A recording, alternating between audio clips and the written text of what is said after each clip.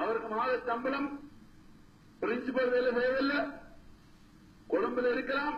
அவர் சொல்லட்டும் என்ன பதவி வேண்டும் என்று சொல்லட்டும்.